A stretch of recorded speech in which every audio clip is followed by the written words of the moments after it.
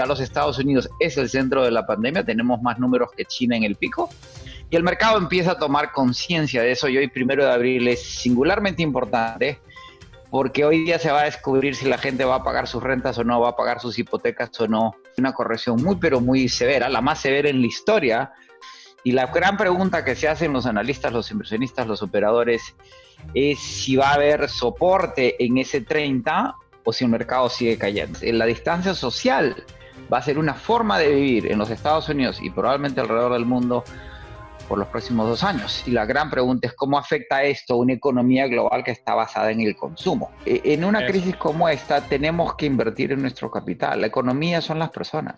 Vamos a volver a vivir probablemente con paradigmas distintos, y Panamá es clave en ese contexto. El comercio no va a parar, la globalización se va a transformar, pero no se va a detener.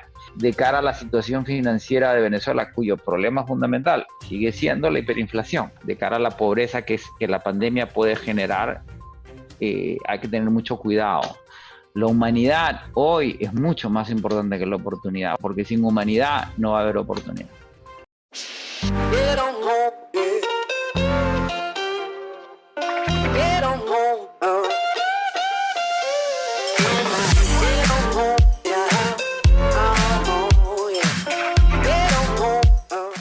Vamos a enfrentar a los Estados Unidos en los próximos 4 a 8, 12 semanas, probablemente un número entre 100,000 y 240,000 muertos por el COVID-19 en los Estados Unidos. La pandemia avanza, ya hay una conciencia clara de que si no se van cerrando todos los estados, y son todos los estados, ya tenemos clusters nuevos en New Orleans, en Chicago, en Detroit, en Nelson, lamento decírtelo, pero para la Florida se espera que la pandemia llegue y llegue con mucha fuerza, y el gobernador de la Florida no ha tomado las medidas que se han tomado en New York. Tenemos que agradecerle al gobernador como que las haya tomado, y de las costas va a empezar a confluir al centro. De ahí que esos números sean realistas. Si vemos los números de New York, que es el centro del centro de la pandemia a nivel global, ya los Estados Unidos es el centro de la pandemia, tenemos más números que China en el pico. La pregunta es en todo el país. Y el mercado empieza a tomar conciencia de eso, y hoy 1 de abril es singularmente importante, porque hoy día se va a descubrir si la gente va a pagar sus rentas o no, va a pagar sus hipotecas o no. Es decir, que en menos de 15 días, se generó más desempleo del empleo que se generó en los 16 meses anteriores. Y los números que señala son correctos. Ayer el mercado muy, pero muy enfocado en la modificación que hizo Goldman Sachs en el segundo trimestre, cambiaron y ya esperan que la economía norte se contraiga en 34% en el segundo trimestre. Y yo, 6% en el primer trimestre, espera recuperación. Nadie tiene claro, y ya se está descartando completamente que va a haber una recuperación en la economía norteamericana. De ahí que el mercado vuelva a una situación de volatilidad, que el petróleo vuelva a corregir a niveles de $20. El interés sigue muy centrado en el efecto que va a tener eso en las compañías petroleras norteamericanas, las que generan petróleo de esquisto, el fracking. Esta mañana se discutía que si el petróleo está en 20, el precio del barril norteamericano está en 10. El barril venezolano debe estar en 7, 6, 5, con los descuentos que generan las sanciones. Los índices que mostraban, que son muy claros, que había una corrección muy, pero muy severa, la más severa en la historia de los mercados norteamericanos, desde que hay un registro, desde que se creó el índice Dow Jones, que es el más antiguo. Y va a haber mucha volatilidad. Aparentemente el mercado tiene un rango. Perdimos 20 puntos, perdimos 10, y el mercado está volátil en ese último 10%. Y hay una división de ideas entre quienes dicen que el mercado se puede caer 20 puntos más para perder 50. De ahí la nueva resistencia sería para ver si pierde más del 50, ¿sí? Los muy pesimistas hablan de pérdidas de 60, 70%. Ahora, en el plazo, este bull market que hemos visto, que fue el más largo en la historia, marcó retornos del 350% por el S&P. Entonces, si estamos perdiendo 30, es sobre 350 del bull. O sea, podemos bajar 100 y todavía tenemos retornos del 250. No se va a perder toda esa ganancia, pero la volatilidad va a continuar. A todo el mundo le queda claro, además, que los efectos de la economía van a ser largos. ¿Sí? Lo que mencionaba Nelson, cuánto ha sido el bull market promedio en la historia de los Estados Unidos, y nunca hemos experimentado algo como esto, que es un shock impresionante a la oferta y la demanda. El bear market promedio, las correcciones han tomado 12 a 14 meses, y la recuperación promedio en el pasado ha tomado 2 años más. Es decir, un bear market como este, entre la corrección y la recuperación, debería tomar 3 años. Ahora, hay que ver qué daño deja la pandemia, porque por otro lado, la pandemia no se va a resolver hasta que no se diseñe, se produzca, se distribuya y se aplique la vacuna a nivel global. Recordemos que aquí somos 7.000 millones de personas en este planeta. Para que la pandemia sea controlada, vamos a tener que vacunar a la mitad de la población. Y eso va a requerir un esfuerzo masivo, y nadie entiende muy bien quién va a ser vacunado primero, qué países o no. Y lo que sucede con la pandemia es que la podemos controlar en Estados Unidos, pero si no está controlada en Venezuela, y si un venezolano, dos o tres entran, empieza el ciclo. Y por eso es que esta va a ser una crisis larga, porque ya queda claro que los laboratorios, por más que trabajen a tiempo completo y con las menores regulaciones de las autoridades respectivas, el desarrollo, aplicación, vacunación de toda la humanidad va a tomar probablemente un par de años. Y ya el gobernador de New York ha sido el más activo, dice, ok, no podemos estar encerrados para siempre. Ya queda claro, el presidente Trump lo anunció, las restricciones van a estar en pie hasta fines de abril, un mes más. Y a partir de mayo empezaremos a retornar, pero el gobernador dice, vamos a retornar progresivamente. No podemos asumir que el 1 de mayo volvemos todos a la calle sin vacunas, porque nos volvemos a infectar. Primero volverán ciertos negocios, después ciertos colegios.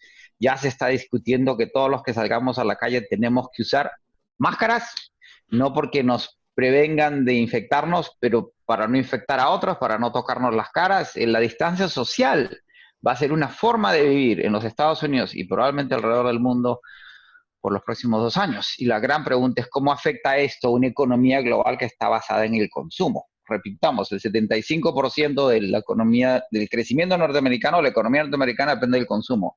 El 40% se hace en situaciones sociales. La producción china depende del consumo de Occidente. Si nosotros no consumimos, los chinos no producen. Si los chinos no producen, si la China no produce, no compran materias primas.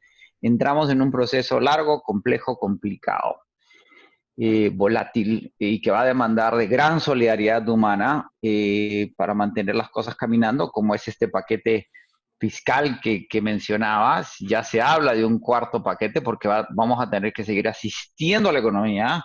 Pero ¿hasta qué punto puede decir uno, pues, una vez que volvamos a empezar a ver la recuperación realmente, cómo vamos a ver el daño que esto causó? ¿Cuánta gente realmente se va a quedar sin trabajo? ¿Cuántas empresas tuvieron que reducir su capacidad, pues porque se planearon recuperarse mucho más lento que antes? ¿Cuáles son los escenarios en ese aspecto? Es totalmente inédito, Nelson, y de ahí que tengamos más preguntas que respuestas. En la medida que no hemos definido al virus, que no lo terminamos de entender, que no terminamos de entender cómo se extiende, tampoco entendemos el daño que se va a generar a la economía, pero ya queda claro que es un daño permanente y es un daño prolongado. Lo que mencionabas, Nelson, es que la crisis del 2008 fue una crisis financiera y de medios de pago. Eso se resolvió con las ayudas financieras. Allí hubo un paquete fiscal que Obama no pudo continuar porque el Congreso no lo apoyó, y ahí se recurren a las asistencias monetarias que sanean el sistema. Ahora, ¿qué hace el sistema con esa liquidez?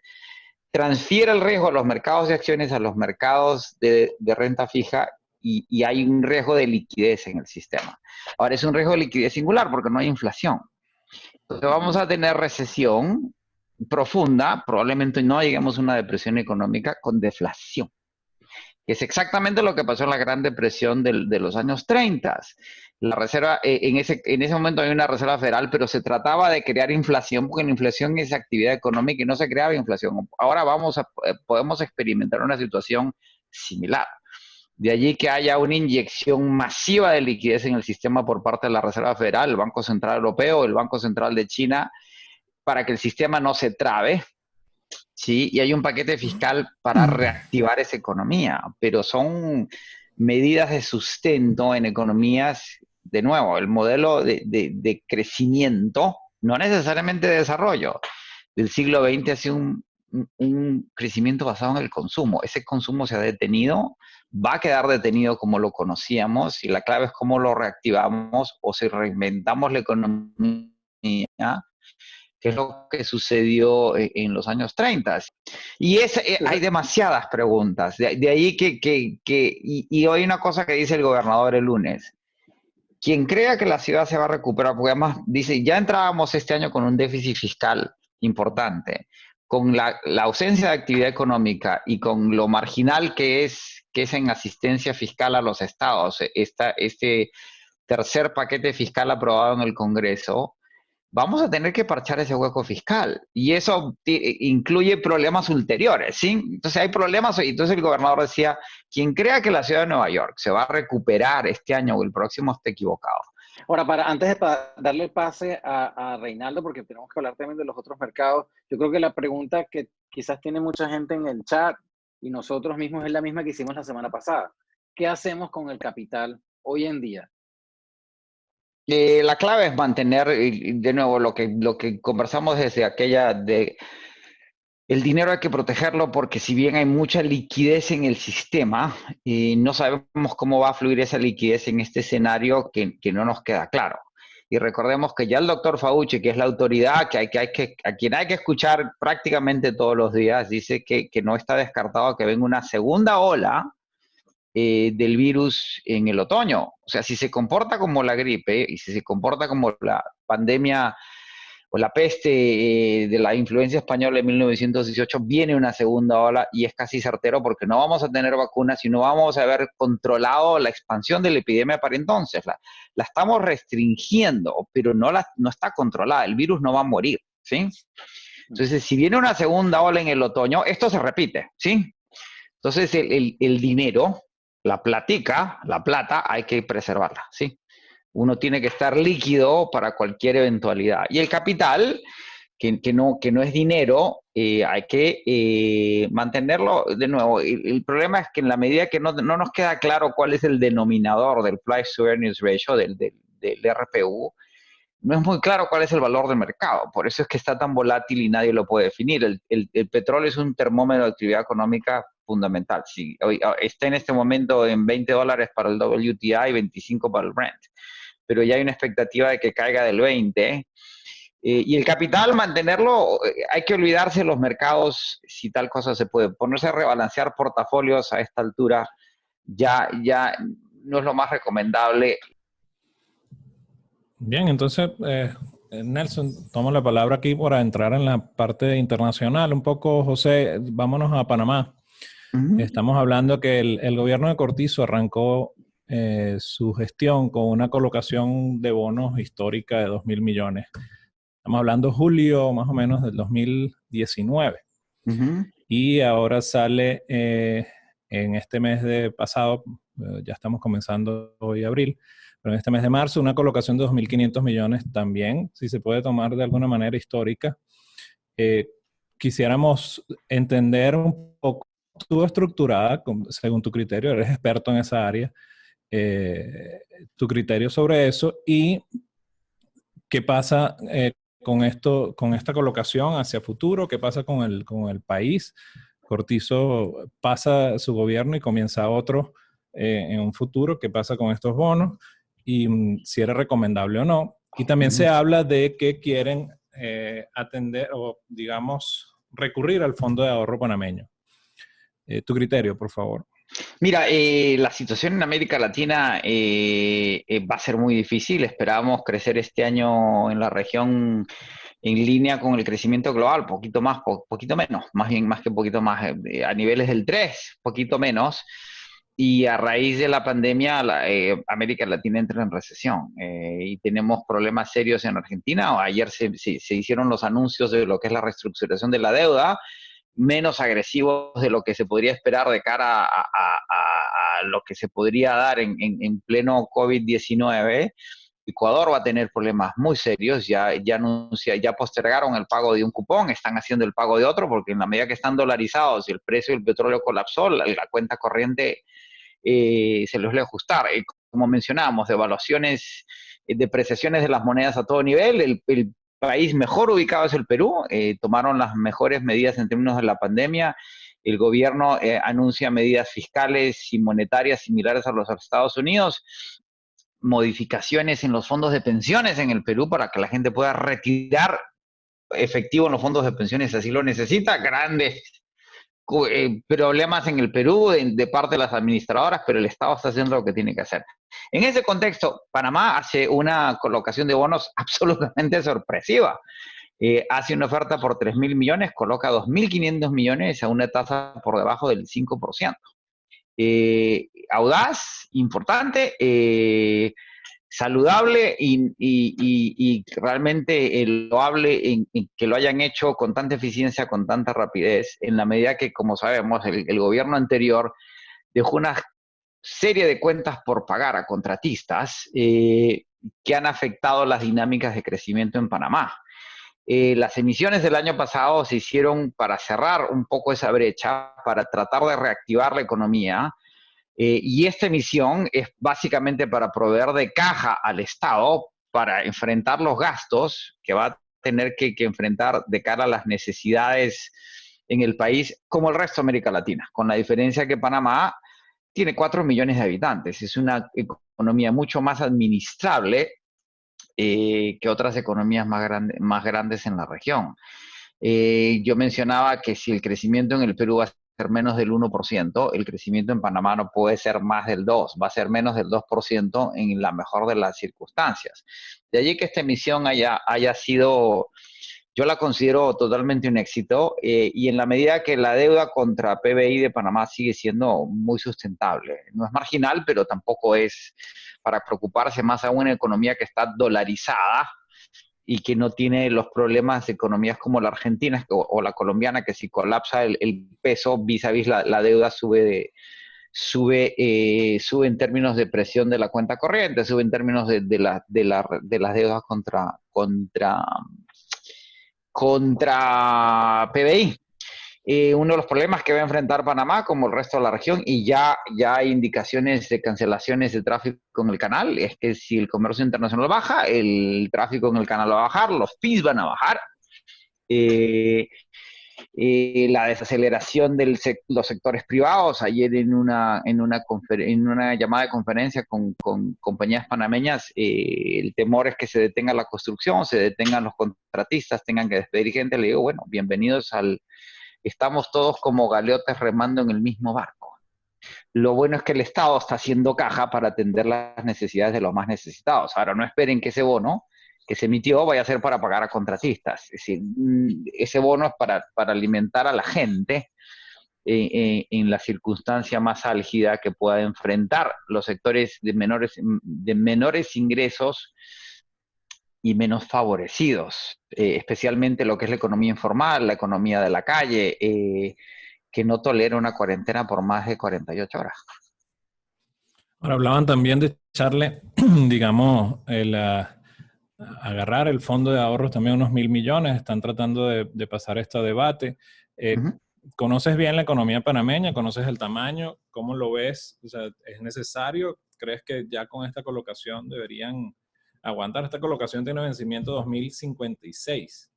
Y estás hablando de que esta recuperación de esta pandemia es a largo plazo, o sea que la vemos de alguna manera en 2056 ya sí, veremos claro, otro país, pues, ¿no? Y Reinaldo, vuelvo a citar a Nancy Pelosi, en una crisis como esta tenemos que invertir en nuestro capital, la economía son las personas.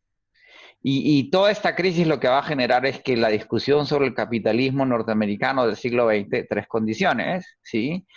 Se acentúe, en el sentido que en la segunda mitad del siglo XX, después de la posguerra, el debate entre keynesianos y clásicos, y el capitalismo no es más que una propuesta que dice que el capital vale más que el trabajo. En última instancia es eso, ¿sí? Y hoy ese criterio que prima cuando los neoclásicos con Reagan y Thatcher revitalizan economías que habían entrado en procesos de contradicciones, hoy día los keynesianos vuelven. Sí, es que el trabajo es capital. Y quien consume y produce es quien genera ese capital. El capital no se genera espontáneamente. Y cuando se toman estas medidas fiscales y las está tomando un Senado republicano, un secretario del Tesoro de Donald Trump, que eran totalmente antifiscalistas. Y cuando uno escucha a Trump hablando de que hay que apoyar a los trabajadores, es como que, wow, el mundo cambió en 15 días de una forma. Y hay que invertir en la gente es capital. Y yo creo que en ese debate ideológico, metodológico, económico, se va a replantear más que hoy que nunca la filosofía y la ideología vuelven además al debate. Y el trabajo es capital. Mucha de la gente de los sectores de mayor ingreso en la ciudad de Manhattan se fueron a sus casas en los Hamptons para no pasar la pandemia, la cuarentena en New York, y descubren, habiendo creído que los Hamptons iban a seguir siendo los Hamptons, que no hay quien les haga delivery, que no hay quien los atienda, que no hay hospitales, y que de nada sirve tener grandes fortunas en grandes cuentas si no hay cómo comprar tomates. ¿Sí? Eso regresa, eso se replantea. Y lo que ha hecho Panamá es lo que hay que hacer. Es lo que dice Pelosi, ¿para qué nos sirve tener superávit fiscal, reservas y tal, si la gente se nos está muriendo de hambre? Hoy es el momento de gastar y pensar después, ¿qué es lo que va a pasar con las rentas? Hoy día es un día clave. La gente va a dejar de pagar la renta y los dueños empiezan a tomar decisiones. Prefiero tener el apartamento a la mitad que a cero. Prefiero tener el apartamento ocupado viendo si alguna vez me pagan que tenerlo vacío en una ciudad como la de Nueva York. Aquí estamos probablemente infectados todos, ya lo dijo el gobernador. Nos vamos a infectar entre el 40 y el 70% de los neoyorquinos. La posibilidad de que yo esté infectado es altísima, ¿sí? O sea, 7 en 10, ¿sí? ¿Quién va a venir a New York a visitarnos? O a pasear por las calles, o a comer en restaurantes cerrados, o a comprar en tiendas cerradas. Ayer el GAP hizo el furlong, le dio licencia a todos sus trabajadores a nivel nacional, a todos sus trabajadores a nivel nacional. Macy's, lo mismo. ¿Sabes a cuánto están los descuentos en GAP online? 80%. ¿Sí? O sea, ¿quién va a venir a hacer shopping a New York? ¿Quién va a venir a pasear? Nadie.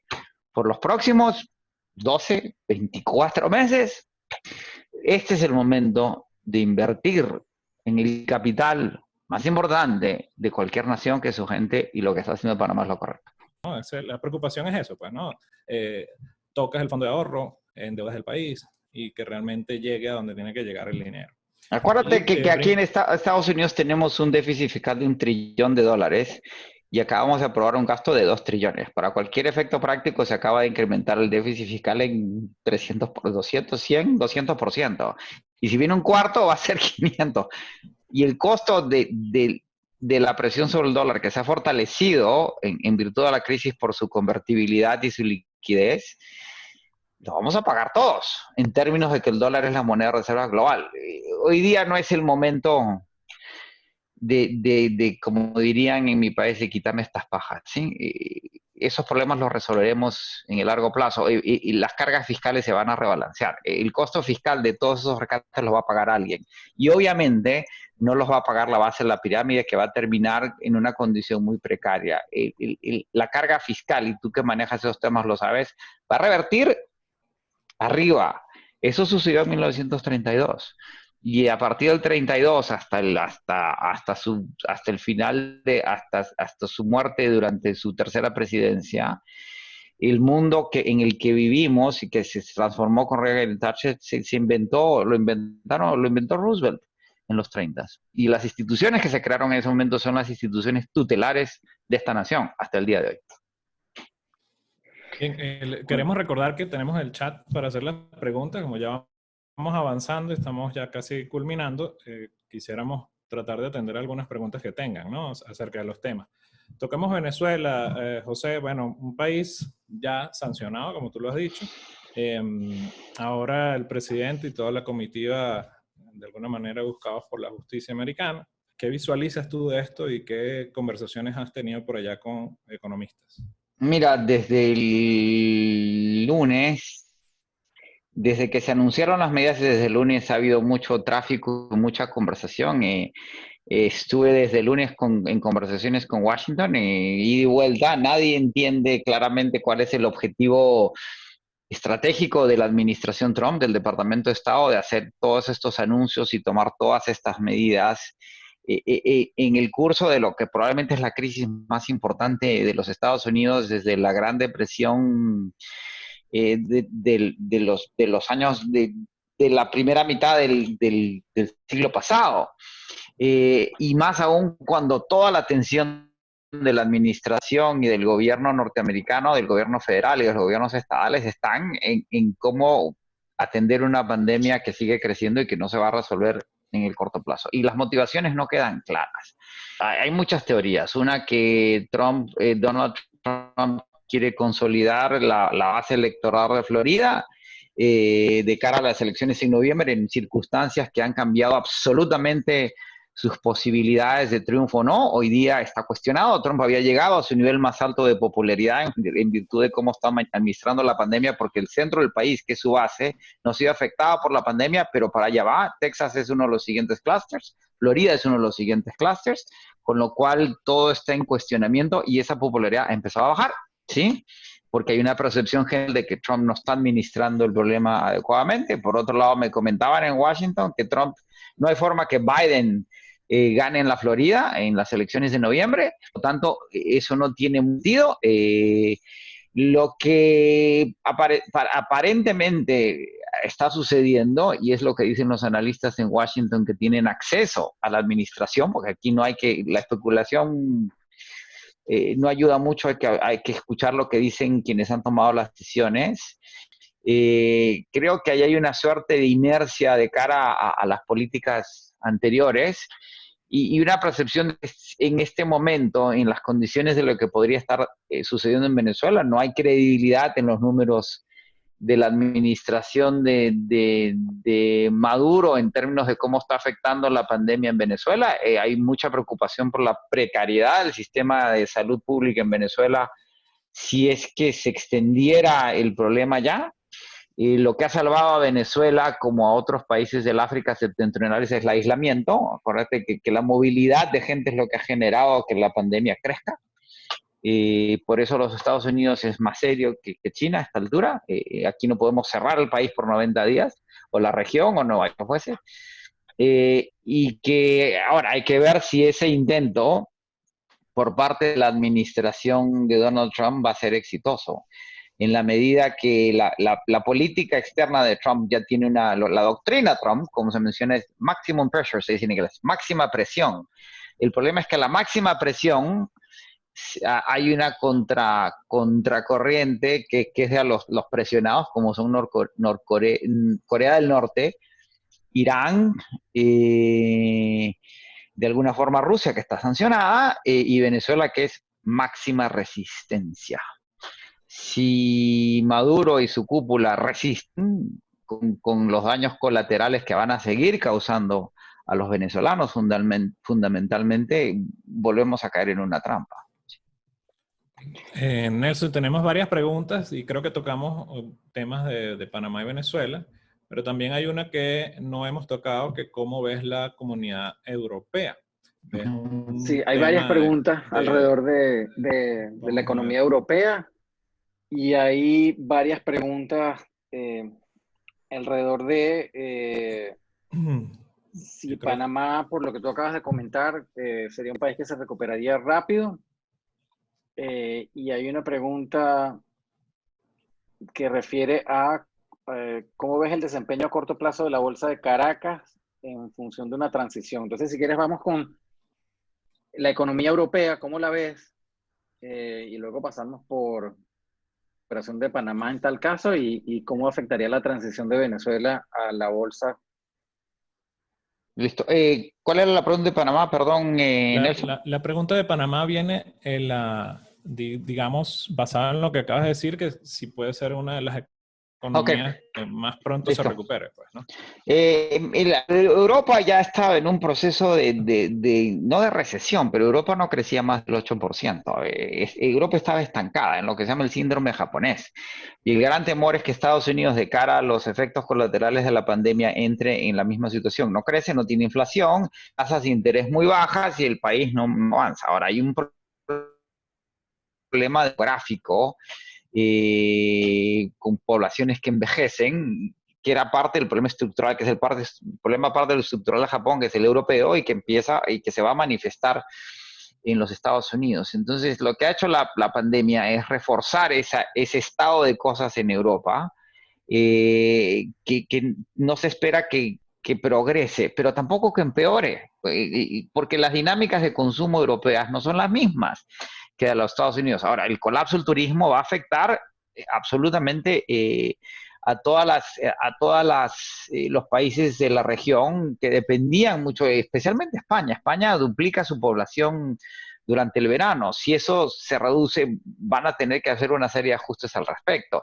El norte de Italia ha sido devastado económicamente por la pandemia, que es el centro industrial del país. Hay que ver si la pandemia está contenida en el norte o si se va al sur, donde está la gente de menores ingresos, en el caso italiano. La pandemia ha sido controlada en Alemania de una forma muy eficiente y la gente me pregunta por qué, pues son alemanes. Es difícil de entender los alemanes. La cuarentena en Inglaterra entra por los próximos 30 días y hay mucha tensión en Europa porque la Unión Europea no ha sido funcional de cara a la crisis. Ahora, lo que pasa es que lo que nos sucede en los Estados Unidos, los sistemas de salud son estatales, municipales, comunitarios, y no hay dirección federal. Y el gran problema nuestro es que es un sistema muy fragmentado. Y lo que va a suceder en este país después de esta pandemia es que entramos al seguro universal para todo el mundo. La discusión del Obamacare regresa con furia y hay una unificación de la administración de los sectores de salud norteamericanos, más o menos inevitable, ¿sí? Y ya se discute si lo que hay que crear es un sueldo mínimo para todos los ciudadanos norteamericanos, e incluso los que no son ciudadanos y viven aquí, porque no va a haber otra salida si esto se complica y tenemos una segunda ola. Lo mismo está sucediendo en Europa, con la diferencia que los esquemas de sociedad de bienestar europeos tienden a ser más funcionales en esta circunstancia que lo que es una economía de sálvese quien pueda y de animal spirits, que es la filosofía norteamericana. Y que las perspectivas en términos de Europa no sean tan negativas en ese sentido, y que la Unión Europea se reactive una vez que lo peor de la crisis pase. Y los sistemas de desempleo, de paro, las medidas anunciadas en Francia, en España tienen esa dirección, y el Banco Central Europeo ya ha dicho lo mismo que la Reserva Federal. Vamos a imprimir dinero y vamos a mantener las cosas mientras funcione, más no hay inflación. Es un fenómeno al revés, o sea, no va a haber inflación, sino el problema es un problema deflacionario. Ahora, ¿por qué tenemos deflación a nivel global? Porque el dinero vale menos y porque el trabajo se globalizó. Ahora, ¿qué vamos a hacer con ese trabajo globalizado si no hay producción en la China? ¿Qué van a hacer esos trabajadores? Esa es otra pregunta que no nos hacemos. Y hay quienes xenofóbicamente le echan la culpa a China y a los chinos del virus. Los virus no tienen nacionalidad. La previa pandemia del 2009, que fue el N1H1, se origina en Veracruz, México. Y nadie ha llamado al H1N1 un virus mexicano, ¿sí? Pero el problema que además hay una responsabilidad compartida. ¿Por qué en Wuhan? Porque es un centro urbano industrial y de transporte donde se manufacturaba todo lo que nosotros consumimos. ¿Sí? Si nosotros no consumiéramos todo lo que consumimos al menor costo posible, Wuhan no existiría. La globalización implica una serie de responsabilidades compartidas. Y ese es el siguiente ciclo global también. Este es un ciclo de solidaridad, pero la solidaridad no es espontáneamente buena. Hay solidaridad buena y solidaridad mala, ¿sí? ¿Cuál es la solidaridad mala? La de los nazis, que eran solidarios entre ellos matando judíos, ¿sí? Y hay una solidaridad cristiana que es positiva. Todas esas discusiones van a entrar a la palestra. En el caso de Panamá, ¿podría recuperarse rápidamente? Sí, Panamá debería ser como Singapur. El país que mejor enfrentó esta crisis fue Singapur. Japón, Corea del Sur. ¿Por qué? Porque ellos tuvieron la experiencia del SARS. El SARS les enseñó lecciones que nosotros no aprendimos porque el SARS, que fue en el 2003, no nos llegó. No llegó a pandemia, fue una epidemia. Y aprendieron y además la centralización que tiene Singapur y la forma de administrar el Estado es una ciudad-estado. Panamá es para cualquier efecto práctico una ciudad-estado y es un país con unos potenciales inmensos no explotados. ¿Sí? Panamá, como dice un buen amigo panameño, Carlos Ernesto González, debería volver a los esquemas que permitieron su participación a nivel global, centro de infraestructura, comercio. Y con 4 millones de habitantes, el sistema de consumo no funciona, salvo que sea consumo externo, como Hong Kong, como New York. El consumo en New York no es el de los neoyorquinos, es el nuestro más el de la gente que nos visita y que viene, que son muchos. Entonces, Panamá se tiene una oportunidad de replantearse su futuro en base a su pasado, en base a la utilización del canal que podrá bajar su volumen de tráfico en 25, 30%, pero va a seguir siendo usado. El mundo no va a desaparecer. Recordemos, en el peor escenario pueden morir 70 millones de personas. Somos 7.000 millones de personas en el planeta. El planeta se va a recuperar, vamos a volver a vivir probablemente con paradigmas distintos y Panamá es clave en ese contexto. El comercio no va a parar, la globalización se va a transformar, pero no se va a detener. Por ejemplo, ya no vamos a manufacturar máscaras quirúrgicas en China, las vamos a tener que hacer aquí, porque si no tenemos un problema como el que tenemos ahora, ¿sí? Ahora, de nuevo, nadie está listo para un maremoto ni para una pandemia. Y la Bolsa de Valores de Caracas, que había sido una alternativa como una cobertura de cara a la situación financiera de Venezuela, cuyo problema fundamental sigue siendo la hiperinflación. En la medida que Venezuela no resuelve el problema de la inflación, no va a poder resolver ningún otro problema colateral vinculado y más aún con un precio del petróleo de la canasta venezolana por debajo de $5, con un costo promedio por ineficiencia de $14 el barril. El gran problema de Venezuela es ese. Y parte de estas decisiones norteamericanas es entender que con un barril por debajo de los $5 en Venezuela no hay dinero para darle de comer a aquella economía que no participa de la economía del bodegón y no hay dinero para pagar el clientelismo político que mantiene la administración de Nicolás Maduro Moro en el poder. Sí, veremos qué sucede ahí. José, la pregunta venía en caso de Venezuela un poco si surgía la transición hablada. Y en ese punto, que es algo que vivimos el año pasado, ¿no? Hubo un punto del año pasado en que la gente empezó a adelantarse a una posible transición y empezaron conversaciones importantes en temas de, bueno, ¿dónde se va a invertir? ¿Quiénes son los que van a invertir? Empezaron reuniones aquí en Miami con gente que de mucho poder, como preparando los capitales o sea, básicamente en lenguaje popular la gente empezó a hacer las maletas, ¿no? Y con ellos el dinero que venía de eso detrás. ¿No? En tus conversaciones, ¿has sentido algo en esa tendencia o simplemente lo que tú nos acabas de comentar? La crisis es tan fuerte a nivel bursátil que pues ni siquiera la gente puede estar pensando ahora y bueno, y sobre todo con esta situación, ¿no? Que cambió obviamente. Hay dos noticias importantes. La de Rosneft, porque Rosneft cambia la propiedad de sus activos en Venezuela al Estado ruso por el tema de las sanciones. Es muy fácil, entre comillas, sancionar a una compañía privada, es muy difícil sancionar a un Estado. Y ahí lo que hay es un enroque. Rosneft le vende sus acciones al Estado ruso, ruso crea nuevas compañías, le devuelve el 9% y Rusia no se va a ir, ¿sí?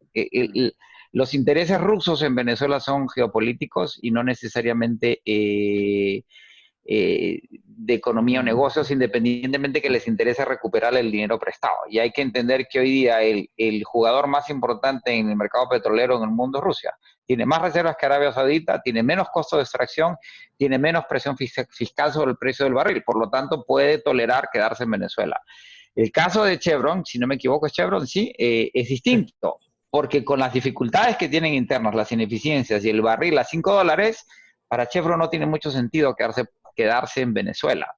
Veremos qué decide, pero ya empezaron a suspender los contratos con contratistas y veremos si renueva o no la licencia, porque de nuevo, eso sí tiene que ver más con una dinámica de negocios y probablemente también con las sanciones. Si hay un cambio de régimen en Venezuela, sin duda van a suceder muchas cosas, pero esta crisis financiera, económica, global, porque va a haber una transmisión de la crisis económica al sector financiero, por más sano que esté, es inevitable que no suceda, va a limitar los flujos de capital internacionales. La inversión extranjera se va a retener, porque va a haber una preservación de capital muy grande y va a haber una inversión en desglobalización. Sin embargo, países como Panamá y Venezuela tienen mucho ahorro externo, que esa es una fortaleza muy grande en la reconstrucción. Lo que va a permitir la reconstrucción de Venezuela son los capitales venezolanos fuera que quieran volver a Venezuela a reconstruir el país, que es la diferencia del Perú. El Perú es el país más solvente de América Latina por una serie de condiciones y el Estado ha decidido usar esos recursos. O sea, no tiene sentido seguir ahorrando si los niñitos están muriendo de hambre. Y en Panamá sucede lo mismo. Ese ahorro externo, con la limitación que Panamá, como está dolarizada, no puede imprimir dinero, no tiene medidas monetarias, ¿sí? Porque no son dólares. Entonces yo creo que eso sí va a tener un efecto. Ahora, para que eso se transfiera a la Bolsa de Valores de Caracas de una manera real, sostenida y robusta, son años, porque el mercado de capitales de Venezuela, si bien se presenta como una alternativa absolutamente atractiva e interesante de cara a la reconstrucción del país, no tolera volúmenes importantes en plazos muy cortos, porque la economía está devastada. Y en esa devastación, sin duda, va a haber muchas oportunidades. Ahora, de cara a la pandemia, de cara a la pobreza que la pandemia puede generar, hay que tener mucho cuidado. La humanidad hoy es mucho más importante que la oportunidad, porque sin humanidad no va a haber oportunidad. Bueno, a los que nos están escuchando, muchísimas gracias por participar. Esto lo estamos haciendo todos los miércoles, a esta hora, a las 11 de la mañana. José gentilmente nos ha cedido su tiempo y ha estado, la verdad, muy contento con que podamos pues, abrir este canal para que la comunidad de nosotros participe y haga preguntas. Pueden seguir a José. Si quieres, José, da tus redes sociales, pues sé que tú contestas preguntas por Twitter, pero igual los invitamos para el próximo miércoles, ¿no?